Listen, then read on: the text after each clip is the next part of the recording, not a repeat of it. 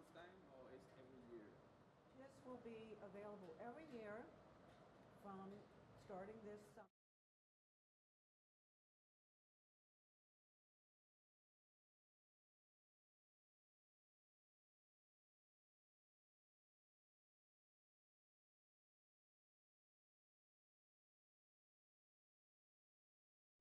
In 10 years.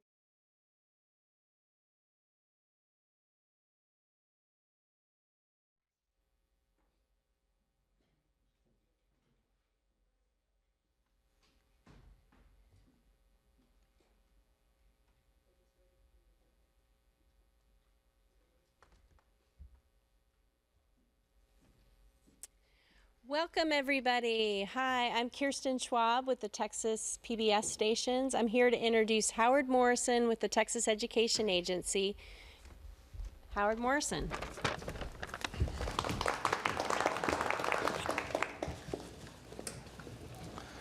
Good morning, everyone. I'm Howard Morrison. I'm the statewide coordinator for early childhood education at the Texas Education Agency. I'd like to welcome everyone here today that's in the audience and everyone that's viewing via webcast. We appreciate your support and are glad that you're here today. I'm so thrilled to be here today at the KLRU studios as we unveil the new Engage platform. For many years, TEA and the Children's Learning Institute have had a long-standing collaboration on early childhood education. With these collaborations, we've been able to develop the Texas School Ready program for multiple years. The Texas Education Agency and CLI have had a partnership for over 10 years now, and we've been able to develop the Texas School Ready program, bringing professional development materials and progress monitoring in an online platform at no cost to all public school programs and Head Start programs in the state of Texas. So this would include administrators, practitioners, directors, Head Start directors. Around 2 years ago, we had this vision, and so we really thought about making an increasing capacity statewide. And so we decided that an online platform would be the best way to be able to do this and be able to provide access. So when we think about benefits of a statewide professional development and assessment platform, two things come to mind: quality and equity. All of the initiatives on the platform have been intensely worked on, and all the professional development materials have been worked on for multiple years. So quality was a key in putting things on this platform. With equity, we want to ensure that all students and teachers and administrators had access across the state, whether it was in suburban and rural areas. For benefits statewide and for the state and as an agency, we wanted to have scalability and flexibility. With the scalability, CLI is able to host the site in order to minimize costs. With flexibility, CLI will have the capacity to expand and add options, such as the infant and toddler early learning guidelines that were developed by the Texas Early Learning Council, the pre-kindergarten guidelines, the Texas Rising Star program that has been implemented by the Texas Workforce Commission, the Circle CDA program. So I applaud CLI for their hard work in getting this happening in such a short amount of time. This is an exciting opportunity, and I know that you all will enjoy the rest of the presentation, and you will be blown away with the possibilities of this platform and the impact that it will have across the state. So with that said, I'd like to introduce Dr. Susan Landry, Director of the Children's Learning Institute.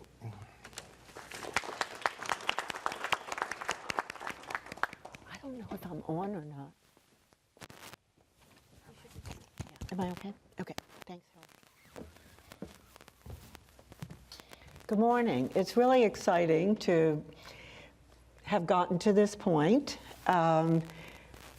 The folks at CLI, particularly Dr. April Crawford, leading the way, have done an amazing job. I think you will see when this is demonstrated in just a little while what is going to be available and how strong it's going to be for the teachers across the state. The Texas School Ready program actually has a pretty long history, certainly not as long as the state of Texas's history, but we've come quite a ways since the 1990s when there was a lot of recognition. Laura Bush was the First Lady of Texas, and people were beginning to understand that children could learn, very young children could learn a lot. Social, emotional, but also cognitive skills, particularly in the literacy area and language development.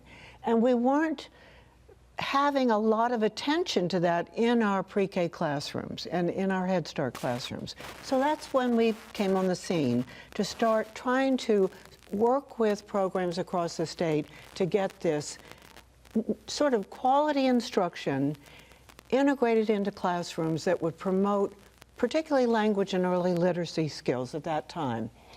And then as we moved sort of down the path, in 2003, the legislators became very interested in there being some real equity across childcare, Head Start, public school, in terms of parents' ability to know that wherever they put their child, the child would get a program that would help them get ready for school.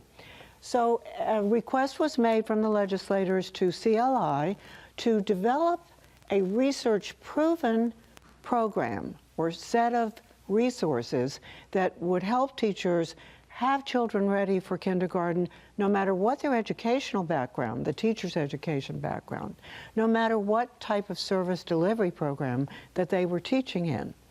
And so we secured a large federal competitive grant and developed different components, professional development that was web-based, that was comprehensive, lots of videos that helped teachers see what it should look like, progress monitoring that was on at the time, a PDA, coaching, and we went to 4 states, Texas being one of them, and tested this out in different random assignment groups so that we had some groups getting part of it, all of it, a piece of it, and some not getting it at all. And we were in childcare, Head Start, public pre-K, so we could see whether it was going to work for all types of programs. And we got very effective results in changing teacher practices, but most importantly, children's language literacy outcomes with what is now the set of resources that are part of Texas School Ready and that are on Engage that will be at no cost to schools. So that was adopted because of Senate Bill 76, and that put us on our path to start working with programs across the state since that point in time. As we've been working on this, we have gone beyond language and literacy and social-emotional development. That was all informed by important research in the late 90s, early 2000, and then early math research came along and gave us very strong information about the importance of math skill development for 3- and 4-year-olds. So that became a part of the goal of pre-K teachers in classrooms. And then science came along. And so we have a lot of goals that we need to attend to for children in these classrooms. And this is a fairly comprehensive list, but there's certainly other things that will be added along the way. And most importantly, we have needed to recognize and keep in mind that all of these cognitive skills develop in a responsive, supportive social relationship. We cannot ignore that fact because young children don't engage and learn and process if that supportive, responsive interaction isn't part of their environment. And we get more and more aware as we get better and better in our pre-K classrooms of the importance of paying attention to what's happening next for these children in terms of kindergarten, first grade, second grade, and we have a long way to go to get this solid linkage and relationship going across pre-K into the early elementary grades, so that what's done in pre-K is built on and not ignored once children get into the elementary grades. We, for the first time in this, as far as my time here in Texas and legislative sessions, this is the first session where people are talking about quality as part of their bills. As part of the bills that are being filed, we're not just talking about structure, ratio, full day, half day, education degrees, etc. We're talking about the quality of training that teachers are offered. So we have spent a lot of time thinking about quality and actually have what I like to think about as a recipe for what makes a quality classroom. And there are way more than 6 ingredients in this recipe, but these are 6 important ones. One, this responsive, supportive interaction of the teacher with the students and parents with their children. And that is embedded or linked with the content that the teachers are instructing: math, numeracy, shapes, science vocabulary, the concepts that children are trying to learn. And it needs to be in an environment where the teacher is doing some planful, intentional instruction based on goals that have purpose, and there's really a thoughtfulness about sequencing those, as well as children having time to engage in interactive sort of learning centers. So it's moving fluidly between intentional and child-directed.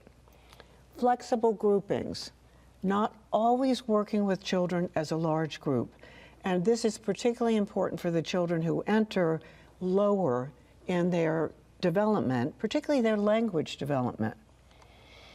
And then planning, taking advantage of some of the neuroscience research that tells us that the brain develops learning or memories or concepts most efficiently if things are presented to them, to children, repeatedly in close proximity in time.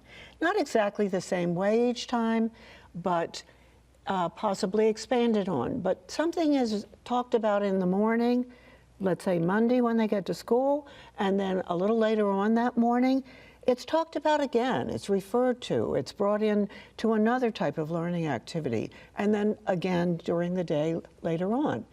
The brain, with that kind of information, in that repeated close proximity in time presentation, starts to solidify a concept or a memory.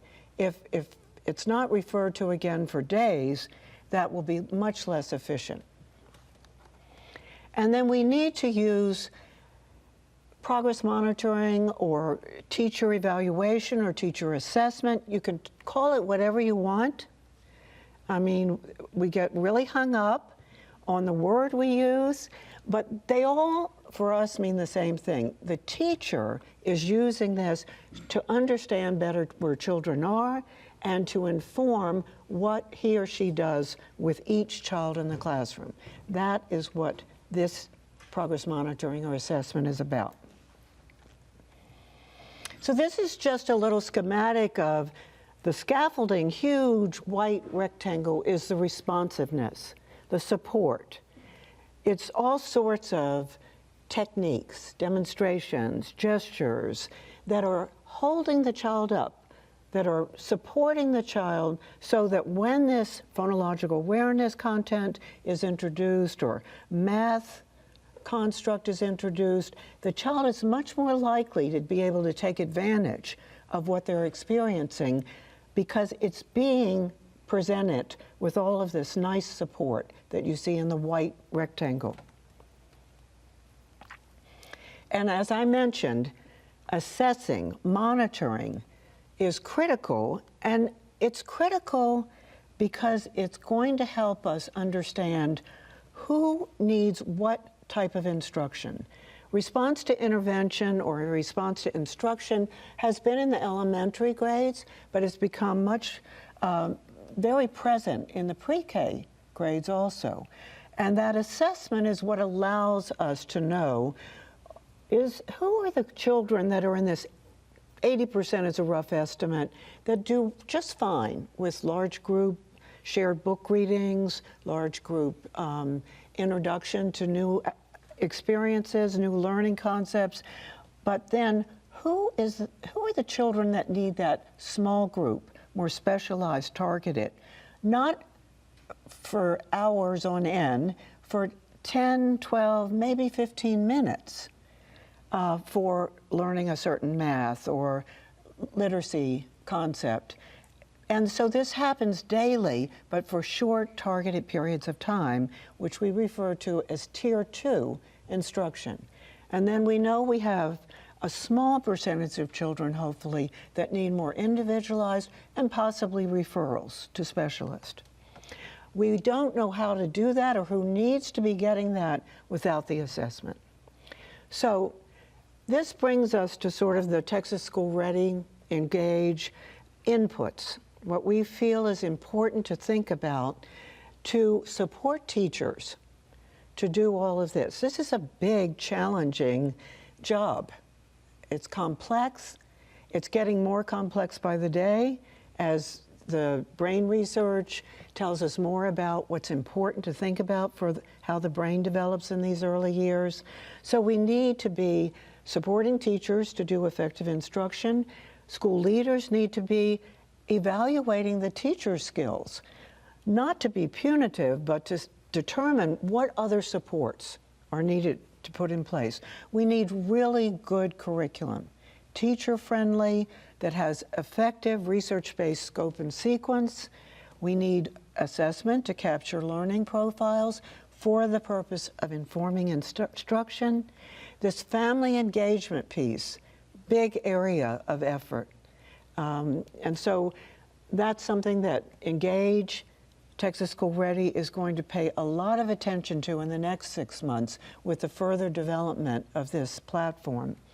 We've talked about flexible groupings and this ongoing professional development that's part of the Engage platform.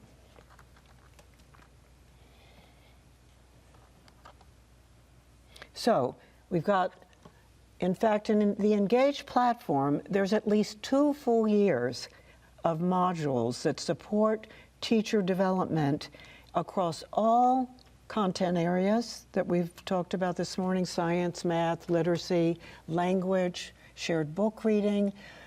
But there's also core courses for working with children with special needs, with, of course, ELL, how to do response to intervention, developing talkers, which is a supplemental curriculum to help teachers work with children in Tier 2, small group work to build language skills. So there's a whole array of courses or modules to support teachers across the state. The progress monitoring is technology driven, meaning it's very efficient, but most importantly, it gives immediate feedback about how to group children, what activities to do with them next, and reporting. And you'll hear a lot more about that this morning. The coaching for us is critically important. Both, it could be face-to-face, or we're trying out some new remote techniques that are proving to be very effective. It's important because we found in our multi-state studies that it was a critical component of the set of resources for children's language development. It was the key to seeing advances in children's language across the pre-K year.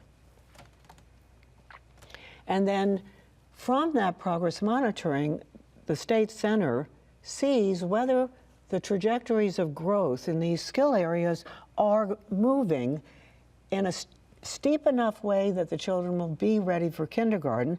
We, for example, found that vocabulary was not. The data demonstrated it was too flat for us to expect children would enter kindergarten with anything close to age-appropriate vocabulary development, and so the Developing Talkers supplemental curriculum was developed and tested and proven to get the Tier 2 children much further along with it than children that did not receive it. And so all of this is put together to raise quality across settings, whether they're child care settings. And this will be available to child care that are part of the Texas Rising Star program, in addition to Head Start and all the public school classrooms.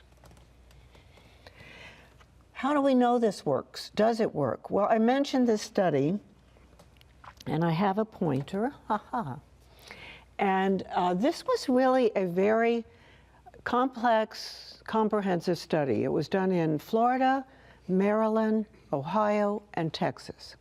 And in every state, the teachers varied systematically by whether they were child care without degrees, Head Start at the time with 2-year degrees, or public school with 4-year degrees. And in Corpus Christi, we had a balance of all three. And so in every state, one group was randomized to be business as usual. And then 4 groups of teachers were formed randomly, and they got eCircle, the professional development courses or modules. So they all got that.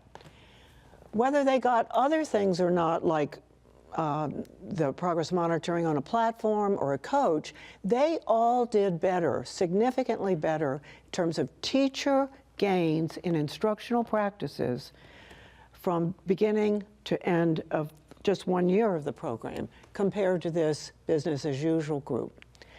But we also randomized whether they would get, this FAR group down here got the pencil paper version without feedback that was immediate, how children were learning, what to do with them, and no mentor.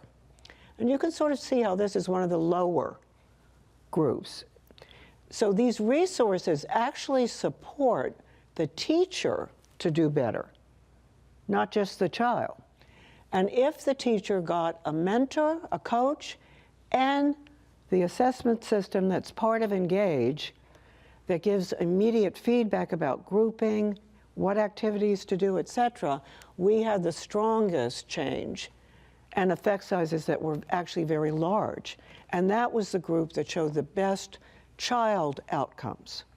So this has been published. We tried it again in Texas in 11 communities with random assignment and got very similar results and have published that. So this is based on a very well thought out approach that was really hypothesis driven, meaning we weren't sure if the mentor would add anything extra or if it made a difference whether you were doing a technology driven progress monitoring versus pencil paper. And so when we came to Texas to respond to the legislative request of Senate Bill 76, that's what the model ended up being. So we've been able to see high fidelity of implementation. The teachers are showing and have shown historically increases, particularly in the beginning when we started. It was about language and literacy and responsive practices. We've been able to find comparable effects irregardless of where the teacher is, child care, Head Start, public school. And we see time and time again in these studies that these TSR teachers do better than their peers who haven't gotten the program. In fact, we did a study where teachers were controls 1 year, business as usual. The second year, the same group of teachers became Texas School Ready teachers. We could compare them to themselves across years, and the findings were dramatic. We also see children change, and that's the most important outcome. We see vocabulary increases, complex language, grammar, being able to use language in varied settings, print letter knowledge, and phonological awareness. So, since this Senate Bill 76, we have served over 400,000 children. And that's a lot of kids, 20,000 teachers. But it's taken us 10 years to do that. And it's been varied depending on the funding during different legislative sessions. So some years is a little bit better than other years. But with this Engage platform that will be of no cost to schools, Head Starts, child care, next year alone, we can serve 400,000 children. And every year after that. So this is a program that truly is being brought to scale. And we had a conference yesterday.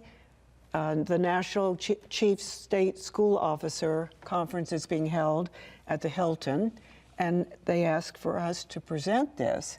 And there were states represented from across the country, and they all want to get access to this. So it was very exciting to see such a positive reaction. So we have an incredible potential with this platform to reach all these teachers in all these different settings and support them to learn to use this effectively, which will be a big goal, an important goal that we will attend to, that will reach out, will partner with school districts to work with them to train coordinators. This will be given, needs to be owned by the school districts, by the Head Start centers, child care centers, to make it their own. It's a very flexible system. Things can be added to it. Things can be managed differently depending on the program's needs. It's going to be a very new day. When in the past, when we've needed to work with vendors, if we wanted to make a small change in wording, adding some items, etc., we had to pay a very large amount of money and wait 4 to 6 months. Now, changes, a whole new assessment could be added in an afternoon. And if a school district or a Head Start program needed particular things to be added, to be adjusted, those are very doable things with this system. What is also extremely exciting is this Engage system can become a very important resource from birth through 8 years of age. That's our goal. Our next big goal is to get parenting programs on there, and then birth to 3 resources, not just for parents, but particularly for child care centers, training for the staff, screenings to see where children are in their development. And we're currently working on a seamless literacy pre-K through 2nd grade program of teacher development, curriculum linked, supplemental curriculum with curriculum linked assessments that will be part of this. So, and we were in the Capitol the other day, and there was a big interest from one of the senators to see if we could get training on there for PPCD teachers for children with the autistic spectrum disorders. So we have now a platform, the state has now a platform that really can allow us to do things in very timely manner and very comprehensive. So you are going to hear from Dr. April Crawford. She's going to really get into the nuts and bolts of this system, this platform.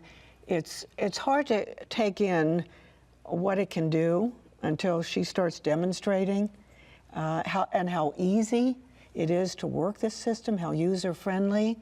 So I hope you will now welcome April, and I think this will be the fun part. Thank you very much.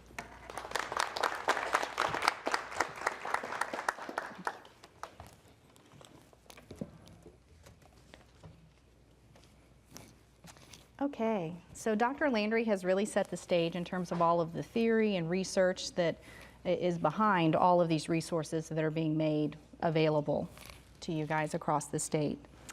I'm going to talk a lot about the nuts and bolts of how the system works and give you a lot of overviews and demonstrations of what you'll have access to.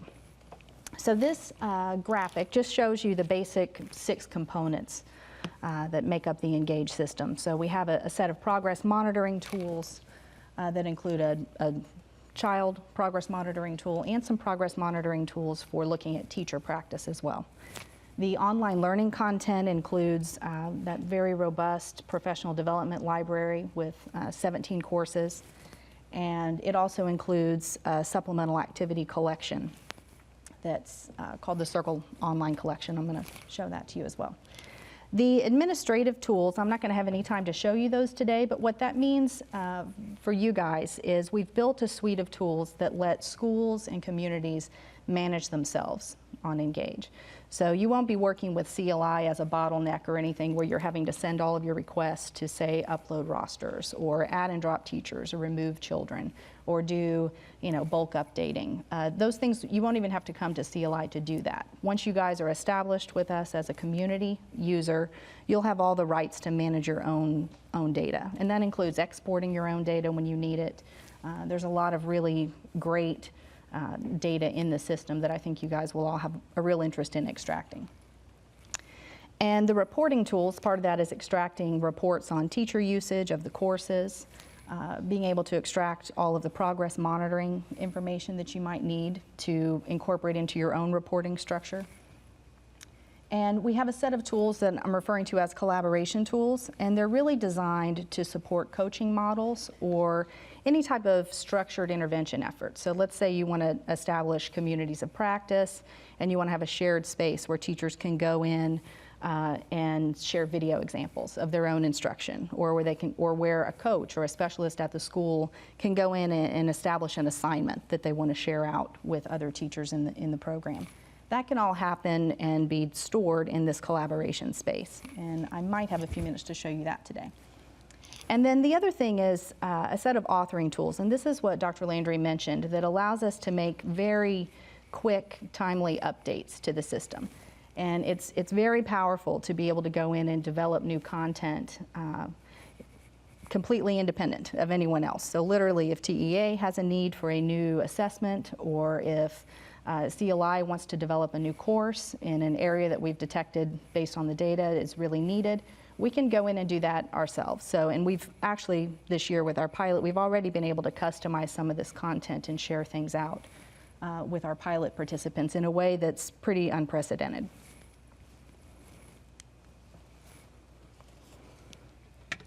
Okay, so before I actually dig in and show you all the components, you've heard about the Texas School Ready model, which is this kind of coordinated set of resources that are focused on teacher training, child assessment, monitoring instructional practice, and coaching, and the use of supplemental curriculum.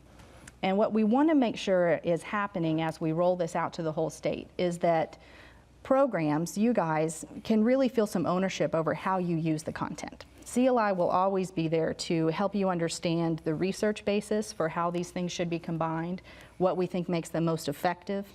But you guys, we know, also need some local control to say that you're going to use certain components to fit your community needs. Let's say you've started a new initiative around math, and what you really want to focus on is bringing together the child math assessments with the teacher observation instrument focused on math and the math course. You guys will be able to customize at that level how you're interacting with the content.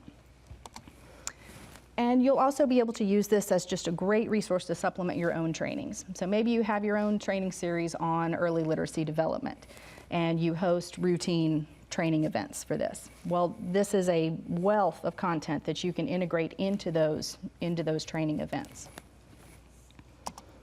CLI will also be offering a routine calendar of trainings, and the trainings range from showing teachers how to log onto the system for the first time and get their account set up, showing district level users the types of reports they can pull, showing community level specialists how they might start to use some of the content in the system to kind of build their own coaching efforts within the program. And that calendar, we'll publish it very soon, and we'll have repeated opportunities, plus they'll all be recorded. So if you aren't able to join in on one of our established meeting times, you can always view the meetings later. We are also providing facilitators guides, particularly for our eCircle courses. So we know that the courses in all of our research models have been tested using small groups of teachers coming together and having a facilitator. And this facilitator doesn't necessarily need to be an expert in the field that they're training in. The facilitator's guide and the course structure itself will pretty much allow anyone to do a little review of the facilitation guide and take teachers through the entire professional development module. So we'll be providing you with those facilitation guides for face-to-face work with teachers, and we'll provide you with a facilitation guide if you choose to bring teachers together virtually. So for some of you that are working with teachers spread out over a large geographic area, we've seen a lot of successful communities who bring teachers together remotely. And the other thing about this content is we're really hoping that it allows for very rich collaboration between ESCs or other community-based organizations that are providing training and guidance to schools to be able to have this common core content that you can utilize in your interactions with Head Start, child care, or public school teachers.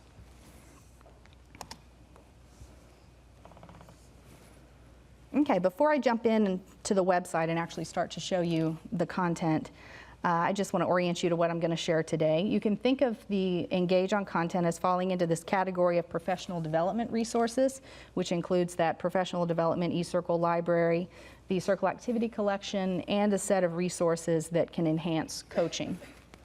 And then the other set of resources you can think of as data-driven instructional tools, and this includes that child progress monitoring system and a set of classroom observation tools that allow coaches or specialists to go in and observe for very targeted instructional practices, and a tool that allows administrators to do walkthroughs in their early childhood classrooms and observe for important instructional practice as well. The other tool that we'll look at briefly today is a classroom environment checklist. This one is really nice because teachers can often use this in a very self-directed way, and I'll share that one as well.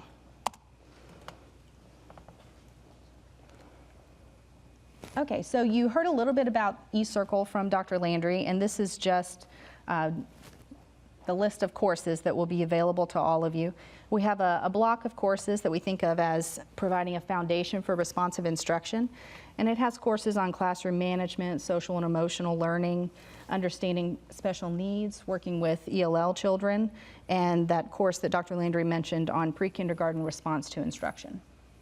We have a great block of courses on early language and literacy, a couple of courses focused on language development and vocabulary, a phonological awareness course, letter knowledge, conducting effective read-alouds, and a course on written expression. In STEM, we have courses now on math and science, and we also have two specialized courses, one for coaches or school specialists, and that's focused on how you could sort of provide a range of intensity in your coaching and intervention practice in your schools. And then we have a course specialized for school leaders that takes you on a little walk through a tour of some high quality early childhood classrooms. And we use a lot of video demonstration in this course to make sure administrators who may not typically spend a lot of time in their preschool classrooms to make sure that you guys have a really strong sense of what you should look for when you walk through. And there's also an accompanying observation tool that you'll learn about if you go through that course.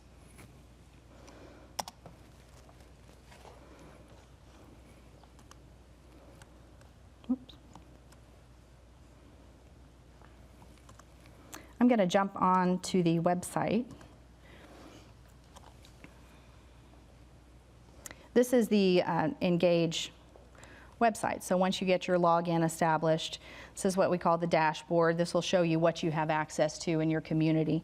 Everyone that's part of a Texas public school, a Head Start program, or a Texas school-ready child care provider, or a Texas Rising Star provider, you guys will all have access to the online courses, the Circle assessment system, which includes that child progress monitoring tool, and this Circle activity collection. And this administrative button, this is just where you go to manage your your school.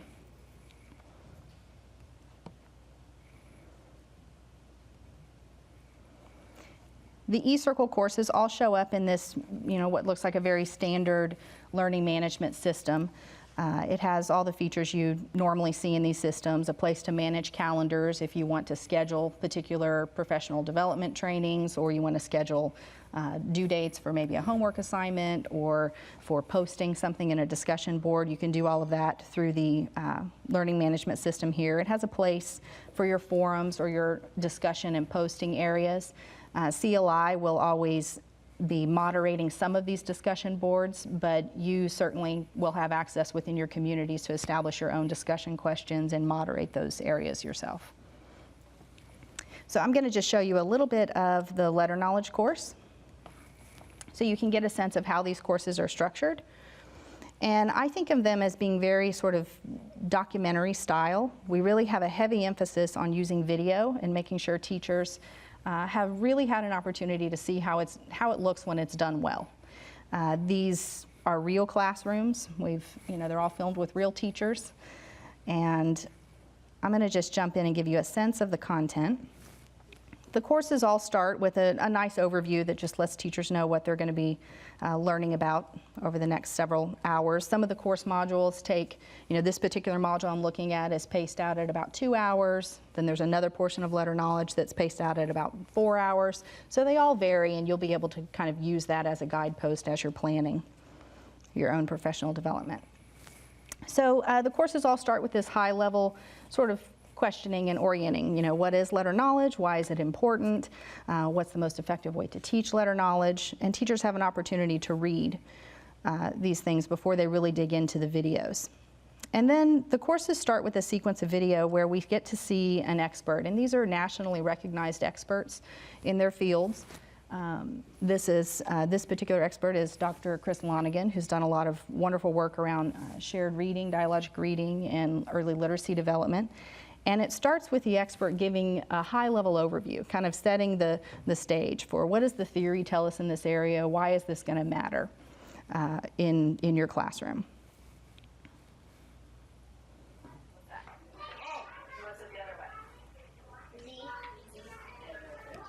Letter knowledge, you might actually think about it more as print knowledge, because children are learning a lot more than just letter names and letter sounds. They're learning a lot of things about writing and how we read, even before they can write or read themselves. So, for instance, they're starting to learn that it's the print that tells a story as opposed to the picture, say, in a book. Letters and letters put together represent words that can be spoken. Early on, children start to get that global recognition of those are letters, and then later they start to develop an understanding that specific letters have specific names and specific letters represent specific sounds and words, and then when you put the letters together, they actually represent the entire word or the sounds in the entire word. Adult readers don't really even stop to think about what's involved in learning letters. And it's not just sort of learning the names and learning the sounds, because it's complex. If you think about, particularly today with computers and everything else, there are thousands of different typestyles. All those letters, regardless of how they look, whether they're big, small, lowercase, uppercase, an A is always an A. A B is... So you see the expert is just setting a stage, providing some good foundation in the area. And then you progress to viewing a couple of classrooms. And for most of these language and literacy courses, at least, we have an opportunity for teachers to view an English classroom and a Spanish instruction classroom. And I'm just going to show you a little bit of the English classroom. We start all of these visit the classroom segments with some guiding questions. We found through a lot of work with video and with teachers that it's very helpful to orient them to what it is they should be looking for before they go out and view the video. So the guiding questions always come first, and then you have an opportunity to see a teacher delivering instruction and reflecting on her own practice. There's a special word that I want to know if you know what this means. What does alphabet mean? What is that? We talk about it a lot. No. What is alphabet? That's a hard word. We talk about it all the time, and I don't know if you know what it means. Alphabet. What is the alphabet? Words. Letters. What letters? A, B, C, E, F, G, H, I, J, K, L, N, P, Q, S, T, U, V, W, X, Y, and Z. Now I know what? You got it right. The alphabet is the ABCs. That's the same thing. So when someone says alphabet, they're talking about the ABCs, and you know those. ABC. Yeah. I think letter 9. And then we get a chance to hear her talk about her group of children and put things in context. So it's a really nice way to model for teachers what it's like to reflect on your own practice. All of the teachers in these courses are very comfortable stepping back and reflecting on what happens in their own classroom. And then in the next segment, I think what is so powerful about these courses is you get an opportunity to have an expert weigh in on what they've seen in the instructional examples that the teacher's been viewing.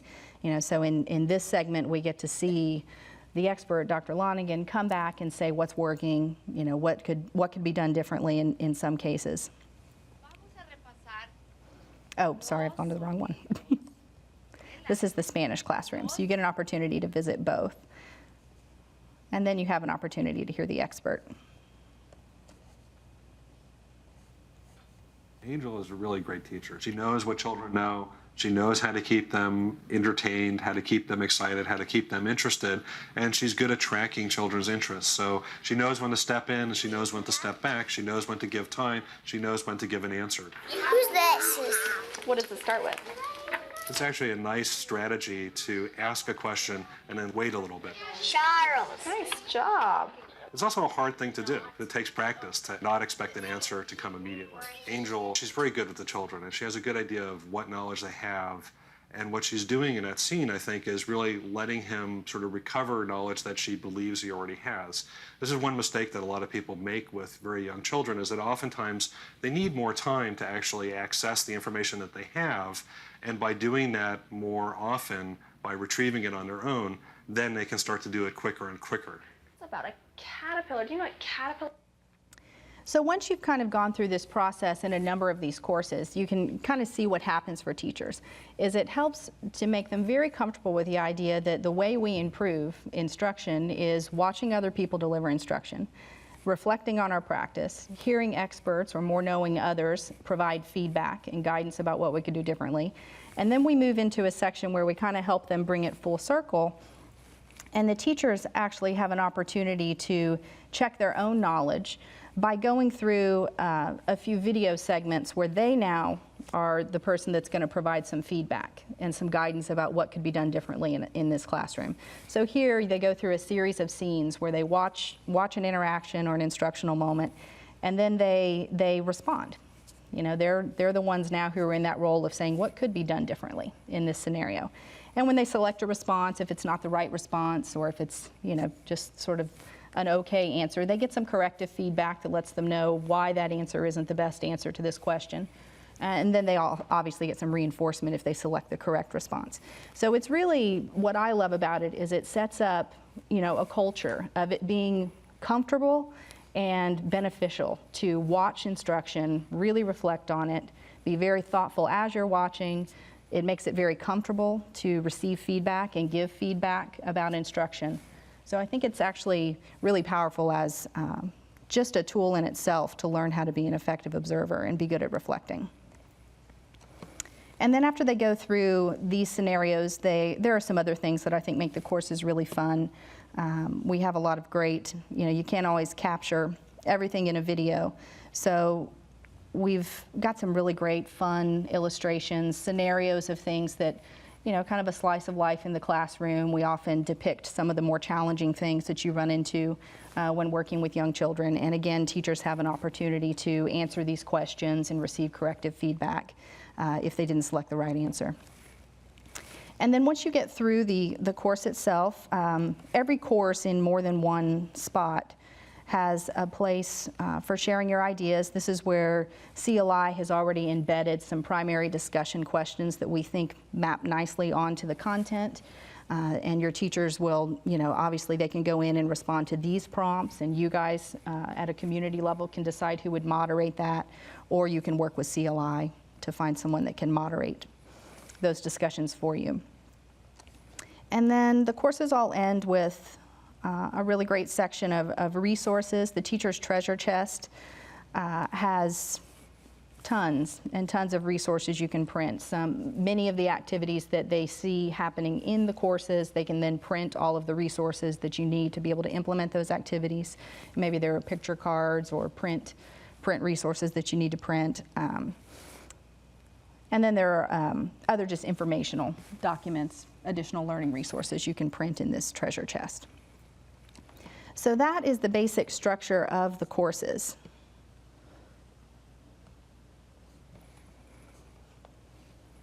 So I'm going to transition here. So before we go to our lunch break, I want to go ahead and just provide a high-level overview of the Child Progress Monitoring System. And it has a set of direct assessments where the child's in front of you while you administer the task. And that's where most of our language, literacy, math assessment measures show up, is in this direct assessment category. And then there are a series of tasks that are observational assessments, where the child does not have to be in front of the teacher. These are things where I can sit and note maybe where they are in terms of their social skills or interactions with peers. Those are tasks where the child does not have to be present for the teacher to be able to record information. And I'm going to show you during the break, I'm just going to push play on a little video that's going to actually take you through a walkthrough of every one of these tasks being launched and assessed by a teacher. You're just going to see a screencast of it. There won't be any audio. It's just that we don't have enough time together for me to actually show you what all of these tasks and measures look like. So the lunch break's a great opportunity for you to kind of catch a glimpse of what you'll be able to do. And then after the break, I'll actually go onto the site and show you a few things.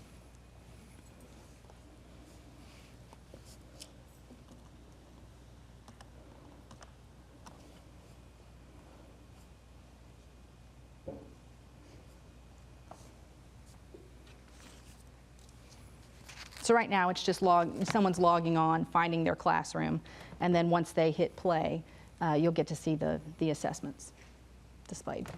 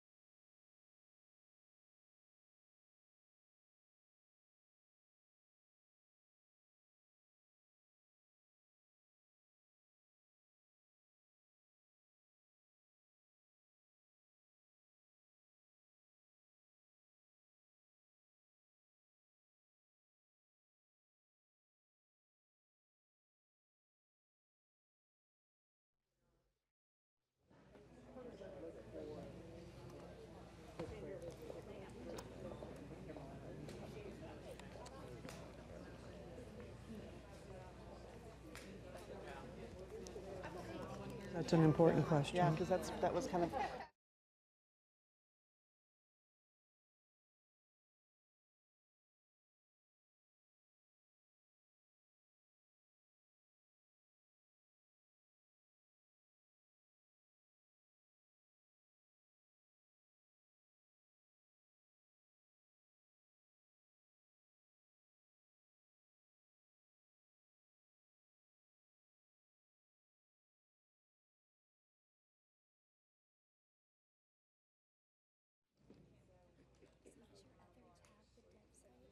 That's what I'm hoping. Yeah, let's see if it's working. I just need to make sure it's still.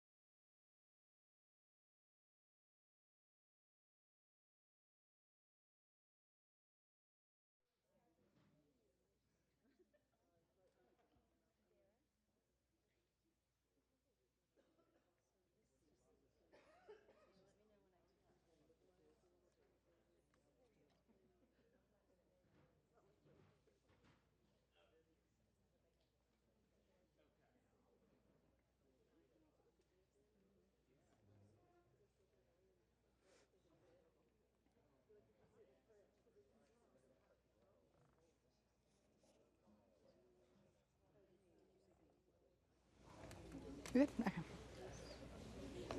Okay, welcome back. Over the break, you had a chance to see all of the measures that are part of the Circle Child Progress Monitoring tool on your screen, and I'm going to spend a little bit of time showing you how teachers access those assessments and show you some of the features of the display that teachers interact with for the progress monitoring system. But first, I just want to make a few comments about the progress monitoring tool. You were seeing the English demonstration. It's available in English and Spanish, and you're able to determine whether or not you want entire classes, schools, or just specific children tested in both English and Spanish. You may have very customized needs for when you would like to test in both languages or exclude one of the languages, and you're free to do that in the software. The other thing you can do is choose your own progress monitoring windows. CLI always uses 3 windows, beginning, middle, and end of year. And for us, the most important thing is that end of year assessment needs to happen early enough that you can still use the data to guide instruction for the remaining weeks or months of school. You're also able to prioritize which measures you want to use in your community.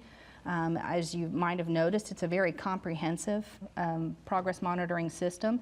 It actually covers all of the content areas and domains that are part of the Head Start framework. There's been a real demand for that as Head Start mandates have changed around early childhood assessment. It does not mean that CLI or the state or anyone is saying you should use every single measure at all 3 waves. We've simply added good, theoretically grounded and validated measures that cover the range for that framework, but you will want to be very thoughtful as a district or whoever's setting your assessment policy. You want to be very thoughtful about which measures you're selecting, when you want them used, and you'll also have to be very, very diligent about informing teachers about when these things are to be done and how the information is to be used. If you aren't diligent about it, what we find happens is teachers see the entire array of progress monitoring tasks and they feel that they're supposed to administer all of them 3 times a year, which can be more than you need. You are able, through the software, the teacher can easily exclude individual children, or you can exclude entire classes of children from specific tasks. This is really important if you need to make some exclusions based on special needs for certain tasks, or if you need to make some language-based exclusions for tasks. The data that's collected through the progress monitoring tool can all be exported. These export tools are still being refined, and we're actually working closely with the pilot districts that are part of this initial launch of the system this year to make sure that we understand how districts want to export data and how they want to import new data into the system.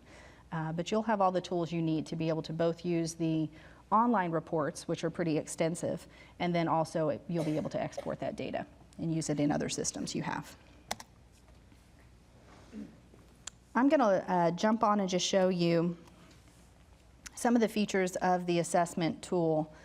One of the things that's pretty important is that the tool right now, while we're working on the internet, we know that many schools have either spotty internet or don't have internet access in your classrooms. And that's pretty widespread. So we've built an offline feature. So once a teacher has downloaded the application on their computer, the data is then collected offline, and then you sync when you get to a hotspot or to a wired connection. So in that sense, there's really nobody that's excluded from using this instrument based on their technology. I want to show you a little bit about the interface itself. What we've tried to do is create a view here where you can do everything as a teacher. I can exclude students from tasks. You know, for example, let's say that I don't want to administer book and print in this class. I click one button, and now those children are completely excluded from the expected group of children to be assessed. And that's pretty important down the road when districts or other community stakeholders are looking at data and they're trying to understand why you have holes in it. You know, so some of you may be familiar with this problem where you get through and it's looking like only 75% of the children have been assessed in a required area. Well, really what's happening is there's 25% of your children that either have special needs or a reason for exclusion based on language or some other very reasonable cause for not having assessed those children. So you can control for this at a child level by just clicking on the child's button, and you can reinstate that assessment anytime you need to, the same for the entire class. So it really puts a lot of power in your hands. You're not waiting on another company or a vendor to come in and help you clean your data and understand what you're looking at. Another feature in this interface that I think is pretty nice is what you guys were seeing during the break is a multi-launch feature. So let's say that you want to sit down and do both of the rapid 60-second tasks back to back with a child. Since you've already pulled a child over, you just want to go ahead and knock out 2 of these tasks. You highlight the 2 tasks here, and then you push this launch button, and it'll present those tasks sequentially. So the teacher doesn't have to keep coming back in to this interface in between each task. So that can save teachers some time. Another thing that's pretty nice in this interface is you're really able to visualize the data pretty easily. So where you see, let's see if this pointer's working. Might not be working. Where you're seeing the red dots, that's indicating the score in the center is the child's raw score on that specific task. And the red indicates that it's a 4-year-old that has not met the benchmark for that task. If you see a yellow dot, that shows you that it's a 3-year-old who's not meeting the benchmark, and those are different benchmarks. They've been established for different age groups of children. And then if you see green, that shows you that it's a 3 or 4-year-old who falls within our cut point ranges that has met or exceeded that benchmark. Where you see a blue bubble, that indicates that it's either a child who's too young to be bound by those cut points. So if you have a very young 3-year-old who's in a preschool classroom and they're too young to be captured by those benchmarks, you can still assess and you can still see where they are and plan instruction based on that score, but you won't really know where they should fall in terms of the established cut points for the instrument. And then the other time you might see a blue bubble is if there's a task that does not have benchmarks, and you'll know that when you see it. It's in our technical manual. Some of the newer measures like story retelling task, that's a brand new measure that doesn't have established cut points yet. So until we've been able to do that validation work, it'll show up as a blue bubble. The tasks here, some of the tasks have individual subtasks, like phonological awareness here. This is the total score. And then you're able to expand this, and these individual subtasks can be broken up into smaller sittings for a child. So if you don't want to sit down and go through, 7 or 8 minutes all at once with a child, you can break it up into little chunks, and the system will save your data for whichever task you were able to make it through in a sitting. I want to show you a little bit about the reporting.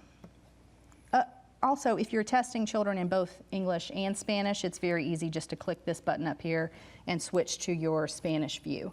Early on when you set up your classrooms, teachers will provide some information, or the district, that says whether or not you want to set up the assessment in English, Spanish, or both.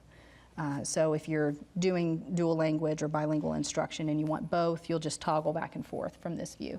And again, you can use those exclusion buttons to make sure that you understand the data that's coming back when there are some holes in it. I'm going to show you some of the reports. They're really easy to pull. I'm going to show you a few. I think I've got time here. The class completion reports, because there are a lot of options for the measures you could be using in your program, and at times you might only want to pull a report on a specific domain. Let's say you're really focused on a literacy improvement plan in your school and you just want to pull those literacy measures. You come in here and you select the wave of assessment and just click on the measures that you want to produce the report for.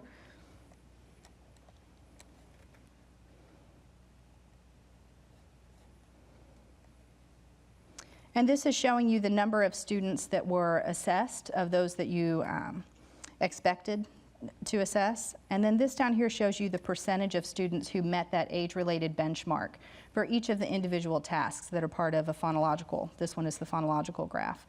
So you're looking at, actually this is all of them. So you're looking at rapid letter naming, and you can see the 70% meeting the benchmark for that particular task. And while in this fake data, it's looking like the performance is pretty even across all these areas, oftentimes these quick visual inspections will show you a particular skill or area of skills where you really have some concerns.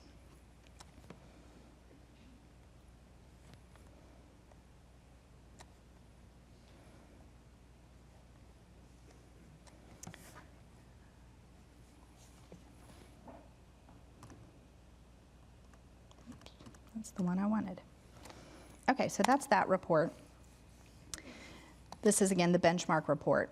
There are some other reports that teachers find very useful. Really the whole purpose of this particular progress monitoring tool is to guide instruction. So we're really trying to create the right types of visualization of the data and linked resources that will help teachers know what to do with the information once they have it. And these reports are very helpful. This is an individual student report. So it shows at wave 1, the green areas where the child has met those benchmarks, the red where the benchmark has not been met. We can tell this is a 4-year-old because they've got those red bubbles instead of the yellow or the blue. And what this does over time is it lets you see, hopefully, that a lot of those red areas are turning to green over time. That as you're providing more targeted instruction based on the data and instructional quality is improving, student skills are improving, you hope that over time you start to see this turn into a beautiful green picture where children are meeting the benchmarks across all of these skill areas. And reports like this one that show the performance of each student on each task, and again, this is just for the entire class. So up here you're looking at rapid letter naming, and you can immediately tell which kids seem to be on track, the green kiddos, and you can tell which kids you would want to probably pull together in small groups and do some additional targeted work with those kids. And if you are a teacher, you can pull these reports for your class. If you or at a higher level, let's say you're a specialist or you're a principal, you can pull for the entire school, and you can look at averages, you can look at individual classes. So the reporting is really designed for you to be able to pull the same reports for anyone that's beneath you in a hierarchy. So if you are a district leader, you can pull reports on all of your schools, you can pull them on all the classes, you can pull them on all the students. So it's very flexible, and it ensures that everybody can access the level of information that they need. These growth reports are coming soon. This is what they'll look like. And these show you across waves. So this is wave 1. We had 30% of children who were meeting the benchmark in listening. Wave 2, we're up to 57%, and by wave 3, up to 84% of children meeting benchmarks.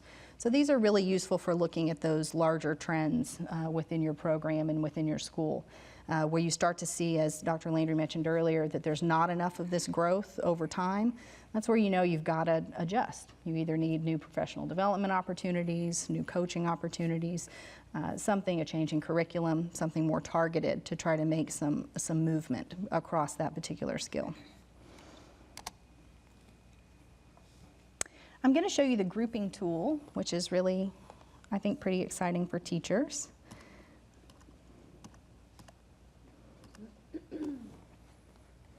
So once you've worked on these assessments and you've got some data in the system, you can go into this feature called the grouping tool.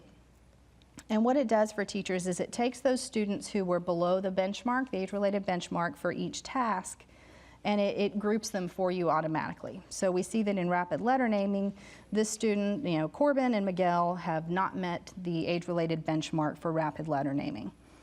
So in addition to letting you know those are the kiddos you want to work with in that particular skill area, we've connected some supplemental curriculum activities to each of these skill areas. So it takes the teachers into the Circle activity collection, and this particular activity, Name Puzzle, is here with a nice script. So what we found over the course of many years, some of you might have seen the Circle Teacher Manual, which is a paper manual that has hundreds and hundreds of supplemental activities in it, and teachers love these activities. They're really well aligned to the pre-K guidelines, very useful. But what we found over time is teachers can often use a little bit of scripting. They can use a little bit of help sometimes knowing what it is they should say to introduce the activity. How do I introduce this objective in child-friendly terms? How do I model the procedure thoroughly before I turn the activity over to children and let them go through some guided practice? We know that teachers sometimes have difficulty when children make an error or are already at the skill level pitched by an activity. They have a difficult time knowing how to adjust the level of complexity or sophistication in the activity. So we've provided a lot of those types of prompts that help teachers know how to adjust during the activity, and we've actually given the words that you can say to set this up. And not every activity in this collection is scripted this heavily, but what we've done is all the activities that are linked to the Child Progress Monitoring tool come with this script, and they also come with a video demonstration that sets up the basic foundation, why we think this activity is important and linked to guidelines. And then we move into a full demonstration of the activities. And beneath, while you're watching the demonstration, you'll see on-screen annotation pop up. And what this annotation does is it clues the teacher in. Each time we hit an important point in the lesson, let's say we hit a point where a child needed some downward scaffolding to make something a little bit easier, break it down into some smaller steps or parts. The prompt will come up at the bottom of the screen and let the teacher know, hey, this is the strategy you can use at moments like this. So, you know, we find that it's very helpful for teachers if they can learn through some of this more highly structured or scaffolded content. So we're pretty excited to be able to offer that. And these activities, they change throughout the year. So the Wave 1 activities it's a different set of activities from Wave 2 and Wave 3. So it's pretty exciting. This collection is actually pretty extensive. I'll come back and show you a little bit more of it in just a second. So that's what happens for students who aren't meeting the benchmark. And then there's also a custom grouping tool over here, where let's say at the beginning of the year, oftentimes it's not that we have 2 students who aren't meeting the benchmark, it's that you have 15 or 18 students who aren't yet meeting the benchmark. So you can come over here and you might want to refine that list. So you're going to say that this is my, my lower letter knowledge group. So I've created a new group and I can subdivide some of these other groups pretty easily. And then let's say that I also want to create a group for my top math students. So a lot of the automated grouping in the system it's linked to having met a benchmark or not met a benchmark. And we don't have anything for kids who exceed those benchmarks. So the top math students, I can create a new group and I can easily come into my class roster and add and remove students as they need to move in and out of these groupings. And then what happens is once I've sort of managed my small groups for the time being, and this is very fluid, teachers can come in and update these custom groups whenever they need to.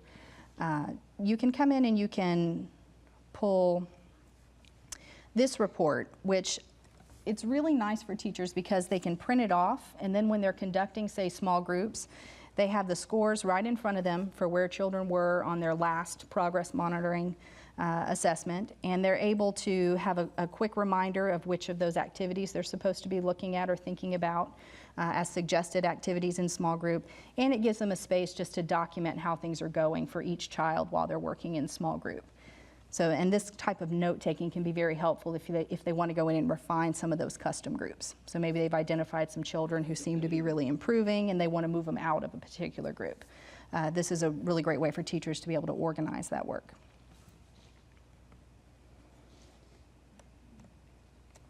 I'm going to go back in and show you the Circle activity collection in a little more depth. This collection has, I think it's over 300 activities in it, and it covers all of the same domains that we cover in the eCircle activity library, and it maps really nicely onto the progress monitoring system.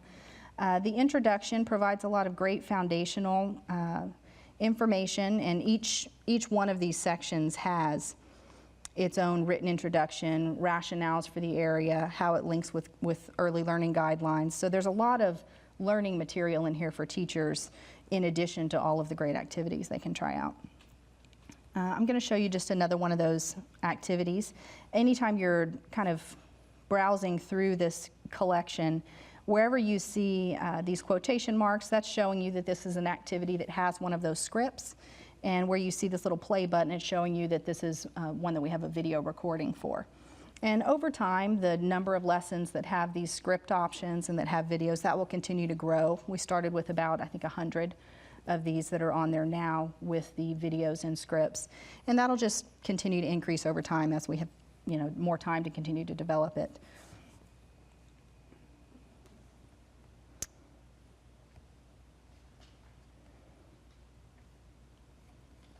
Let's see if I can show you a little bit more of one of these. So over here on this side of the screen, we list any of the materials that are required, the setting where this activity is best suited over here in this section. If there are some particular tips, so here we know that blending can be easier than segmenting, so we are giving teachers a tip to start with that blending process first. We have our links to the pre-K guidelines for this particular activity and alignments with TEKS. And then here's that script down below, and the teacher can print this. There's a printer-friendly version of this. And here's what one of those activities looks like.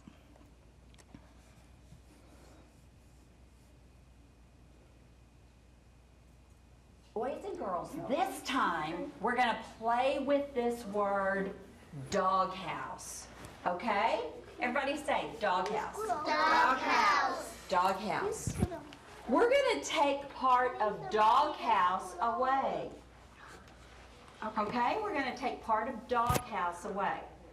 So we've got to think, what is this? A doghouse. Doghouse.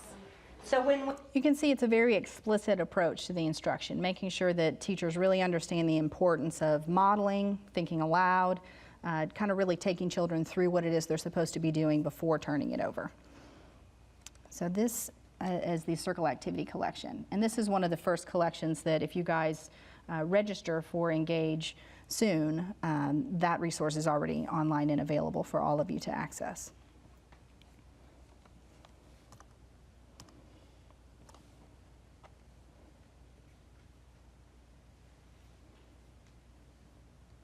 Okay, I'm going to transition and take a few minutes. Oh, didn't go where I thought it'd go.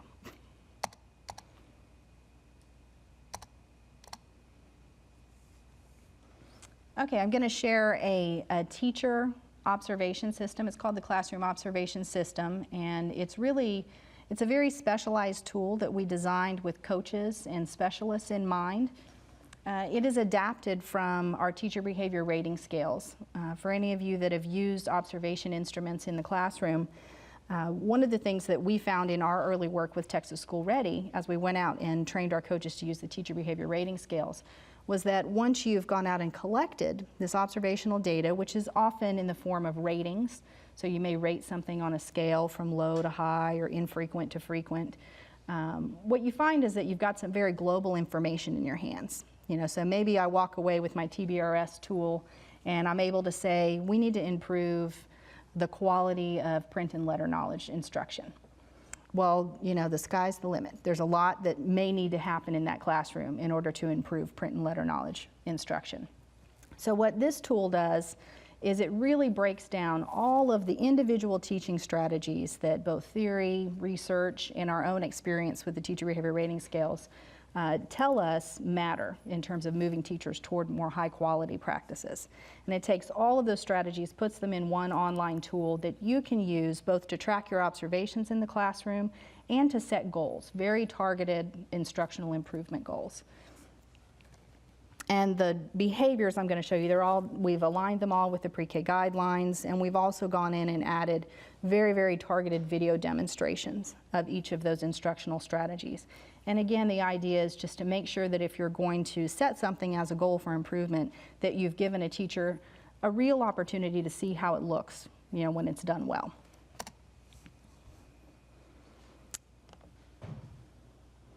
I'm going to switch over one more time.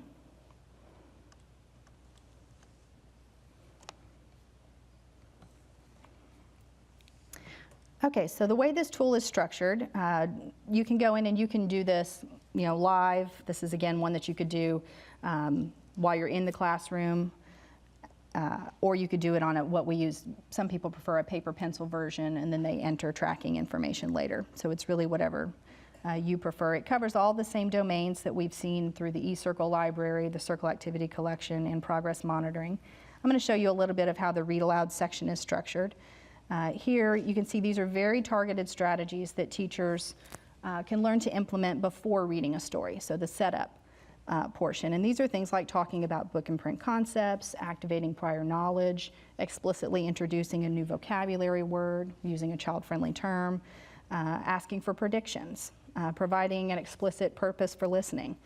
So as I read, I want you to think about, you know, these are very, very targeted strategies. They're not strategies that you would expect to see a teacher using all of them in one read aloud session, but it's something where over time you hope that these are strategies that are part of that teacher's skill set. And it's broken up into strategies you then use during reading. So rather than just reading a book cover to cover, these are important things to stop during read aloud.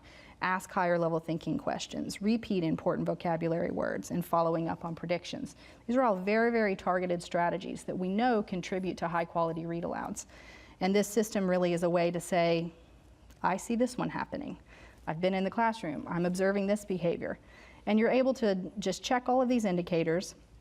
Where you think something needs improvement, you've got this additional button here, so you're able to say, hey, this one's happening, this teacher understands what this concept is, but it's not quite at the level of implementation quality that I'm looking for, or that the teacher would want. So we're gonna flag this as something we might still work on together. So this is the basic structure of the tool, and there are some fancy things you can do to make this easier for you to use. You can show a short text version. If you don't want it to take up as much real estate on your screen and you're really familiar with the tool already, you can do that. You can hover and get some additional examples of what each of these behaviors really looks like and means. And then once you've collected that information, it's all stored in the Classroom Observation Tool report.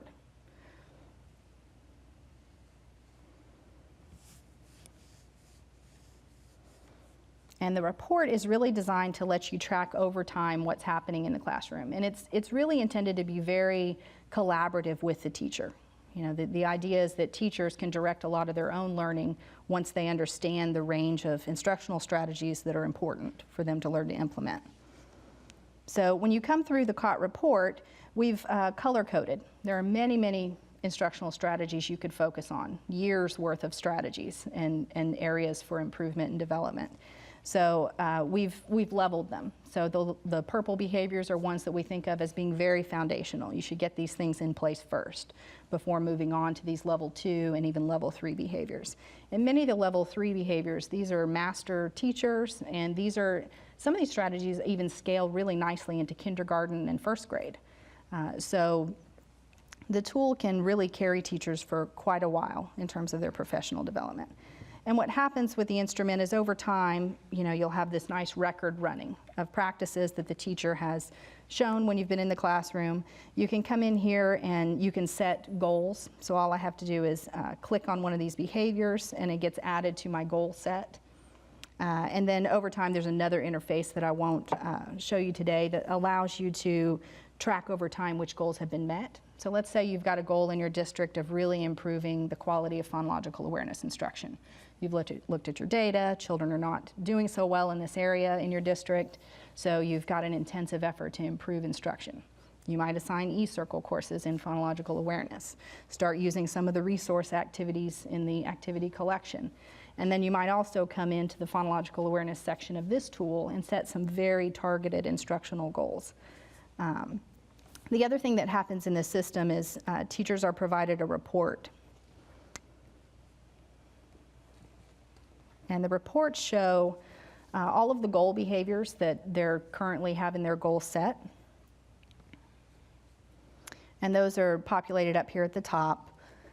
And down here there's a section called an action plan that I'm not going to take you through today, but essentially it's a template where you guys can really document for yourselves what is it that the teacher's going to work on independently on their own, and what are the things that they need some additional support from you or from someone outside of your district even in order to see these improvements. And then what happens below is there's a resource section. So this behavior right here, number 108, this one is letter knowledge. It's about learning to talk about letter features explicitly when you're delivering instruction. This section here links that behavior with the pre-K guidelines, lets people know why it is we care about this behavior, what outcome for kids is this going to help you work toward. And then you also have opportunities to go in and view video demonstrations again that have been annotated, so teachers know exactly what it looks like to talk about letter features. What are some effective strategies for doing this during this lesson? And then you also, what this really lends itself to is now when a teacher's really ready to try implementing, talking about letter features explicitly, they can go pull this exact activity, try it out. They've seen a model, and it's really a pretty powerful combination of all of the resources that are on this Engage platform.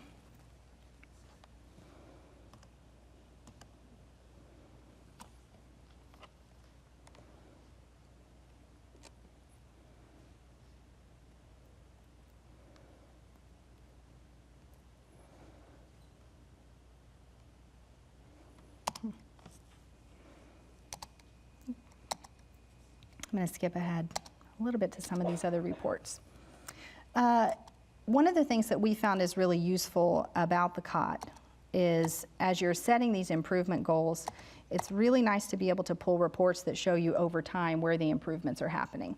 You know, so this is a difficult one to synthesize at a distance, but I'm just going to show you this column here. This is read aloud. So let's say we've been setting read aloud as our improvement area for a period of time. You know, I'd be able to look at this report and see that at the beginning of the year, we saw 11 of these targeted strategies happening, and now we're at the middle of the year and we have 19 of these strategies happening. So it's a really nice way for you to be able to look both at what we look at it to see what our coaches are focusing on. You know, so if we see large improvements in classroom management and none in literacy, that helps us identify coaches who might need more support to begin coaching teachers around literacy and letter knowledge and not spending all of their time in classroom management.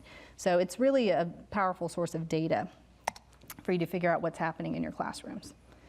Another tool that is available is the Classroom Environment Checklist. This is one it's a pretty typical environment checklist. It's been used in Texas School Ready since the beginning of the program. And it takes teachers through setting up effective centers, making sure they've integrated good print and writing around the room, making sure children have access to manipulatives and materials that help build literacy skills.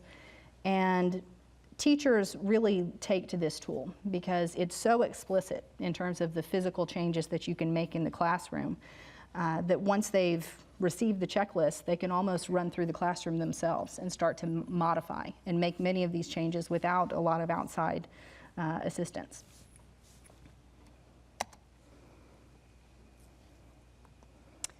And then what we really have been exploring lately is how we can bring all of these online resources together in a model where we can provide pretty intensive remote coaching to teachers. While we absolutely love going out and delivering face-to-face coaching, and all of the resources in this library are very easily applied to face-to-face coaching models, the materials are also really, really ready for integrating into remote coaching models. So in our particular model, teachers and coaches agree to specific video assignments. So let's say I'm a coach and I've sent my teacher one of the letter feature activities from the Circle Activity Collection that has a script and a video. The teacher has an opportunity up front to view that content, think about how they're going to implement. They video themselves implementing that activity, and they use the tools that are part of Engage and upload the video to their coach. And there's a specialized resource area on the Engage platform where coaches and teachers can collaborate and have good security for their information that they're transmitting. Coaches then view that video, and they go in and they embed these annotated prompts. And they record voiceovers. So it's really pretty intense, and we always embed very specific COT goals. We embed sections of the eCircle course that we think you should refer to try to beef up or improve instruction in a particular area. And one of the things we're really excited about with Engage is figuring out how we can work with districts and ESCs and Head Start specialists to really try to train you guys to use all of those resources and start to deliver some of your own coaching that's more distance and video based. Okay, so a couple of other things that are coming soon to this Engage platform.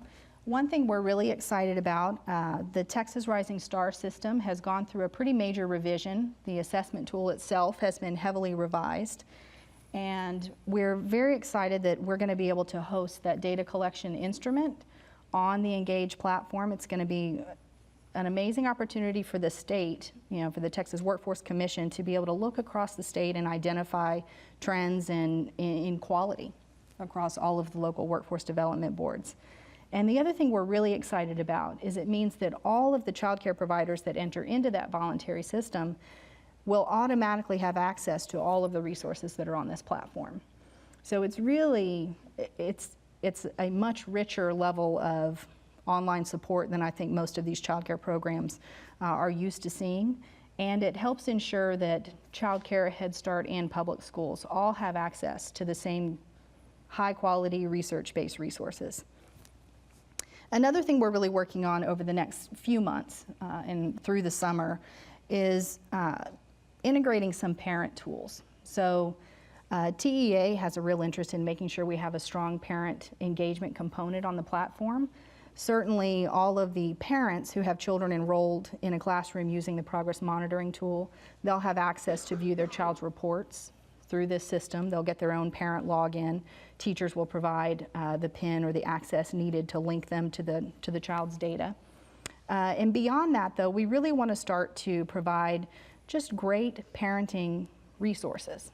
So one of the things we're excited about is Dr. Landry for many years has researched a model for helping parents learn how to provide more responsive interactions and better language stimulation to their children. And this program is very well researched, well validated, and it's available in multiple What Works clearinghouses. And she has agreed to let us adapt some of this content that works typically in a coaching model with parents and a coach.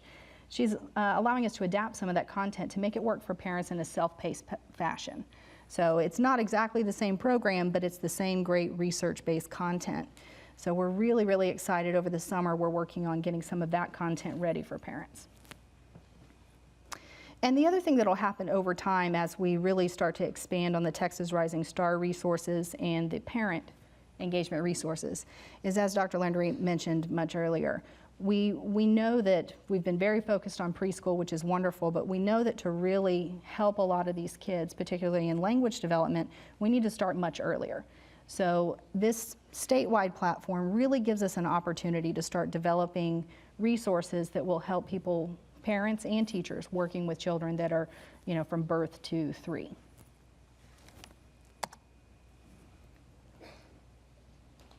Okay. So we hope that many of you will want to go out and enroll. We're very excited. It's time for us to open up enrollment to this wonderful platform. We've had a lot of interest already. I can't remember how many new districts have already signed on, but it's a good number. And we're hoping that many of you will visit. CLIengage.org is the web address. And you'll see up here in the top right corner where it's circled, you click on that button, Sign Up for Fall 2015 Access. When you sign up for access, you'll receive an invitation from someone at CLI that's inviting you into the system. Once you receive that and you've got your invitation and you're set up, you'll have a demo account so you can go through the entire Circle progress monitoring tool with the demo classroom, see how it works, start thinking about how you would use it. And you'll also have access to that Circle activity collection that I was showing you. And then a little later in the spring, the eCircle professional development courses will be available to you. We're just in our final phases of making sure the courses are all working smoothly and the way we want them before we release it to all of you. I want to really thank our 3 pilot districts that have been so wonderful over this school year. We've been working closely with Dallas, Fort Worth, and Houston ISDs. We've been working with all of their preschool teachers.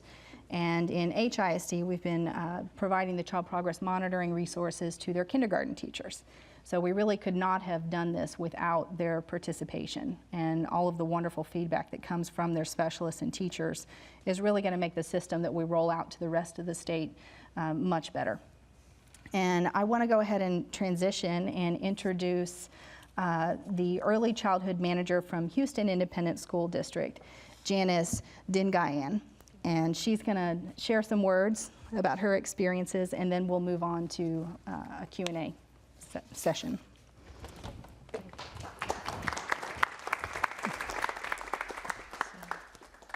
Okay, good afternoon, everyone. Hello, I'm Janice Tingayan, and I manage the Early Childhood Department of the Houston Independent School District. I don't know about you, but I feel full from the delicious lunch that we had, and also full from the marvelous features of the Engage platform. The CLI has done a marvelous job. Let's give them a good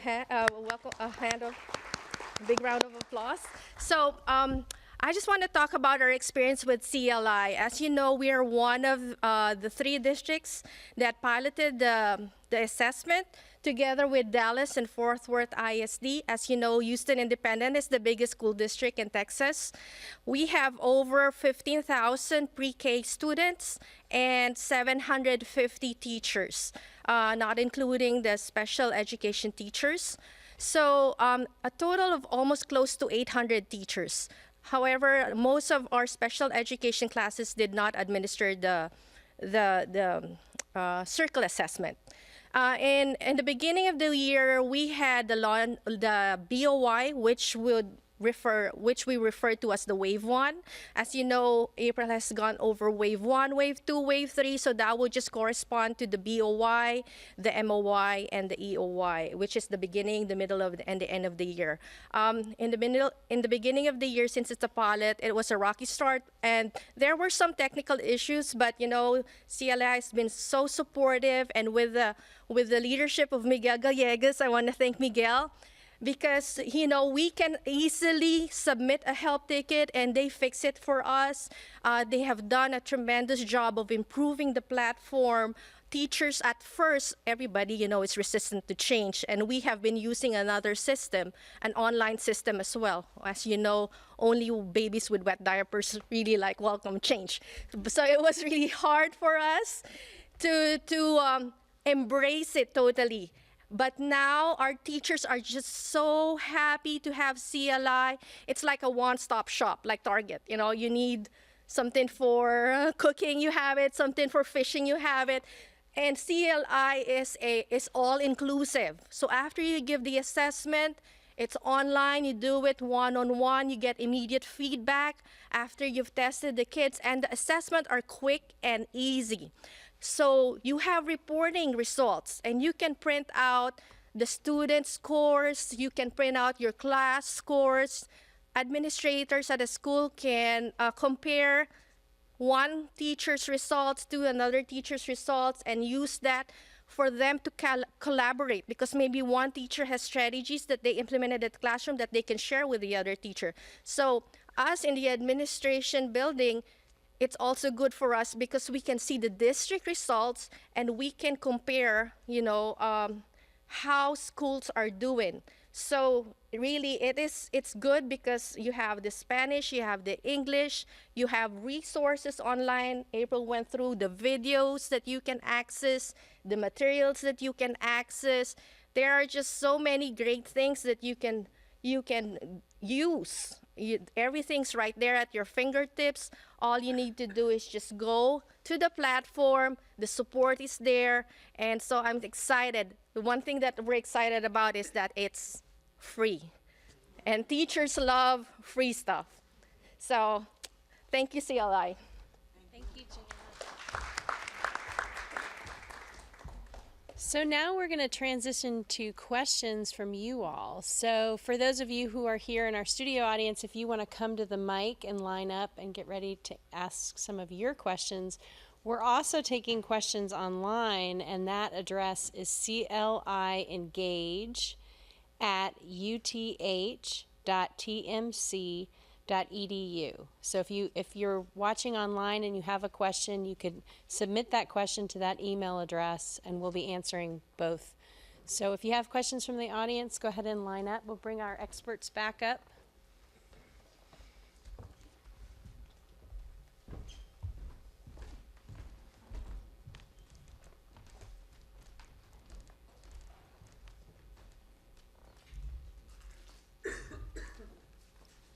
Question, can the teachers administer this from iPad, or does it have to be a laptop or a computer? It works across multiple devices. You can do it on tablet, PC, Apple. Great, thank you. In the professional development portion, does it track their professional development sessions they do, or can they print a certificate? It does, yes. You can print a certificate. Each course has an end-of-course assessment, Okay. where you can view the results for how they did on their first and second attempt going through the assessment. It tracks which videos they've clicked on and viewed. It tells you the time in session when they've been logged on. Thank you. We have some more questions from the audience. Hi, we had a question from the live stream audience. Can you talk a little bit about the rationale behind the assessments and how districts can communicate to their teachers the benefits of why they should do it? Okay. I'll try to take that one. When we started, the assessments included the vocabulary, print knowledge, phonological awareness, and shortly thereafter, we added math, and then the social-emotional rating. And we wanted something that was very time efficient for teachers. I've spent a lot of time in classrooms watching teachers just do hours and hours and hours of assessment, and not per child, but across children, and sometimes a couple hours per child for every child. And often that assessment did not lead to immediate information about how the child was looking, but most importantly, what the teacher might do with different children's learning needs. So it was important to us to put something together that really was helpful and that would change growth trajectories for children across time, thus the multiple assessments across the year. And at the time that we started this, there was some very exciting work being done in the country on fluency paradigms, so that in a very short amount of time, the fluency with which a child could name letters or name pictures was very highly correlated with what they might do on a much longer norm reference test of language, let's say. So in a 60-second period, you could get a snapshot of the child's vocabulary skills that might otherwise take 30 minutes. And so this was done for efficiency for the teacher. It was done, and we only have 2 fluency tests, letter knowledge, vocabulary. They're the only 2 that really lend themselves to that. Phonological awareness is all playing with sounds. And then, of course, math came on the scene for early childhood. We used a lot of the national research that was coming out on math. It was not as strong at that time, and still really isn't, in helping us know for sure what should happen in early childhood that's predictive of later math competency. We know from the National Early Literacy Report that phonological awareness, print knowledge, language, and of course writing, early writing, are the strongest predictors of children getting into kindergarten, first grade, and being able to learn to read effectively. That work is not quite to the same point in math. So everybody's still trying to embed the different domains, 5 domains of math, and that was our approach also. Science is a brand new assessment. We linked it tightly to the pre-K guidelines, as well as some work that's happening at Rice and in Miami with 2 science experts that helped us with this assessment. It was important to also go out and do testing where we would do these screeners and relate them to norm reference gold standard longer test to see if they were correlating. So were we tapping in to things that a much longer test would reveal? And another part of our thinking was these were not in any way expected to be used to diagnose children with learning problems, with developmental disabilities. They are really used as screeners, monitoring tools to give teachers a picture and hopefully an efficient amount of time of where their children are. Can I ask you a question? Janice, can you describe a little bit about what it was like for your teachers to implement this? You said, you know, it was a change, but once they were used to the technology, did they find it useful in the classroom? Well, we had an assessment which was online as well, and it was administered the same way. It was one-on-one. It had basically almost the same features: literacy, math, language, science, social studies. And so it wasn't a change with the content. It was just a change of knowing where to click again and how long each assessment would take. And there are some little differences because we have here in the circle assessment the rapid letter naming and the rapid identification, which are both timed tests. So they were panicking because some of their students who have problems with speech and couldn't articulate couldn't meet that 1 minute, and that made them nervous. So in the beginning, it was rough for us because we had to explain to them some of the features that were the same but yet different. And like I mentioned, there were some technical difficulties. And of course, some teachers are really like technically challenged as well. So it made it doubly hard. But after they got the hang of it and they learned how to manipulate the program and pull reports, and they saw that they can easily print the reports, give it to parents, just like the old assessment. They saw a lot of similarities, and they saw new features, which would be the videos. And and the videos and the resources that's online, the circle collection activity, which is online, they can view it, learn from it. They even use it as a PD, professional development during their PLCs to learn about, for example, alliteration. The strategies are there. They're like, you just put in alliteration, search it, and 1,000 strategies comes up. So it's wonderful because they don't have to go out and Google something to support. They also have the grouping feature because in the other assessment that we use, it didn't group. So it would be the teacher's responsibility to group the different levels of kids. But here in the circle, it tiers, They have problems with rhyming or they have problems with set counting. It tiers it for them, and then it has a suggested differentiated activity for each group, which is so awesome. Like, everything that we can give teachers, and they want that because they don't have time to research things for themselves. So it's really very useful. They just love it. I just want to pick up on one thing that you said that we have forgotten to mention.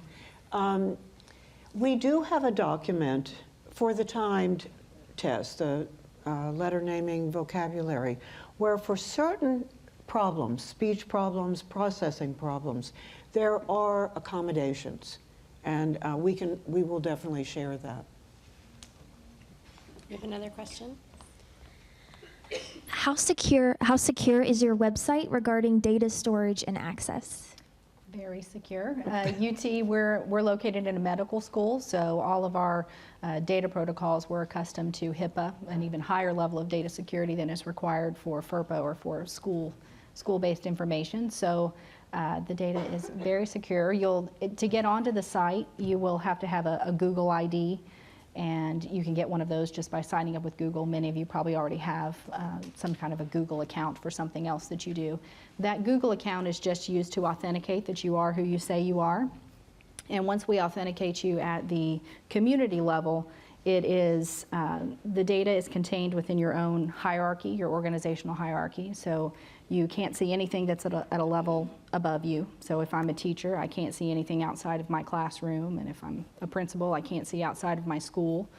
And the community level user, let's say it's someone in the main district office, you can control access to who's able to register within your community and access information.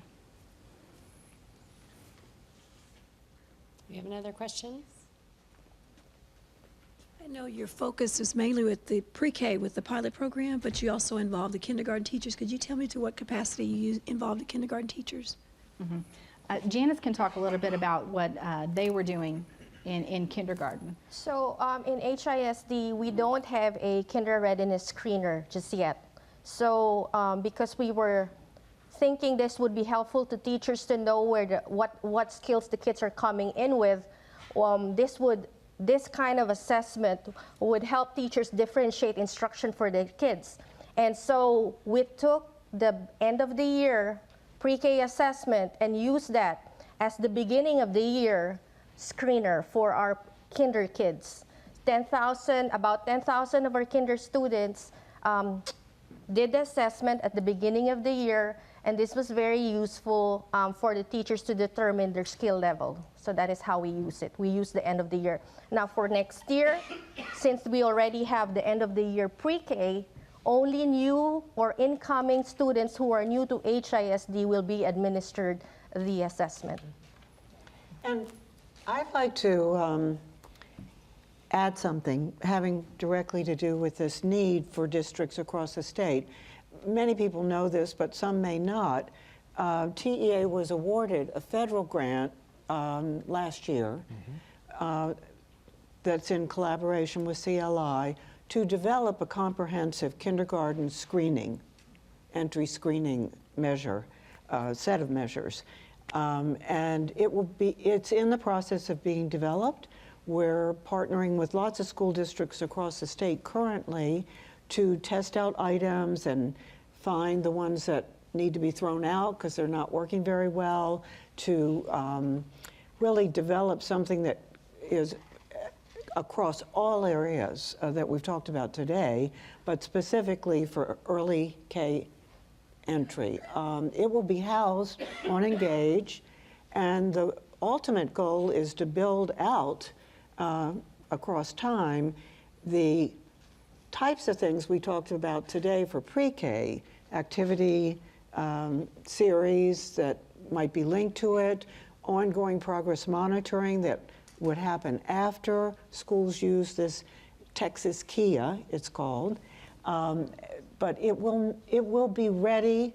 It's not ready as soon as people hope, but because it takes quite a while to develop these assessments. But it will be available to all school districts, open source, on the TEA list, voluntarily, August 2017.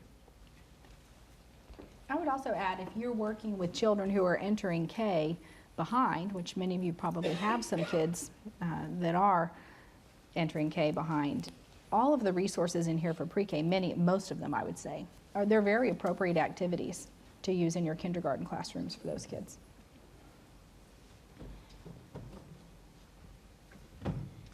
I guess to piggyback off of that, it's so as researchers of this platform, would you recommend that our kinder teachers use those PD components and use those progress monitoring components? Absolutely. Okay. I would. And then in your pilot for Houston ISD, did your kinder teachers use the progress monitoring, or did they just stop at the screener? Well, they stopped at the screener because this year the progress monitoring was limited, but I know that they've done a lot to improve that feature. The teachers will be able to go in and re-administer and see the growth. So they did the initial screening on the platform, and then they printed it out, and then they have like another column where they can, put anecdotal records and just re-administer the assessment by giving, like Dr. Landy said, like a paper copy of the letters, just to check how many letters now the child knows compared to the beginning of the year. So it was done by our teachers in another form. Thank you. Mm-hmm. We have time for one more quick question. Oh, but I have two. Well, one is really quick. It's for Howard TEA. Are any of these components going to be mandatory for public school districts? At this time, it would not be mandatory. As we all know, we're in the middle of a legislative session, so it's hard to say what things could potentially change as we approach June. But at this time, everything is voluntary. Okay, great. And this one is for Janice. Did you have any reading coaches or specialists using Engage during your pilot? And if so, how did they use it? I would say that we have some TDS, which means teacher development specialists, who are aware, but since it's very new, it's relatively new, and we have not had any training done on the PD side, and the features of the platform that it can be used actually to help or coach their teachers. This would be one of the things that we would focus on for next year. But there are some regular TDSs who come to us and ask for help, and they call our department and say, my teacher has a problem with, let me see, one-to-one correspondence, like what strategies can I help her with? And so I would refer her to the circle assessment, and there are tons of resources on the platform itself that the TDS can use to help the teachers. But for next year, it's going to be one of the things that we're going to focus on. Okay, well, we're going to wrap up today. Thank you all for being here. Thanks to our web audience. We're really delighted to be a part of the launch. This is an excellent tool, and we're so proud of TEA and CLI for putting this together. It's wonderful. Thank you. Thank you for being here today.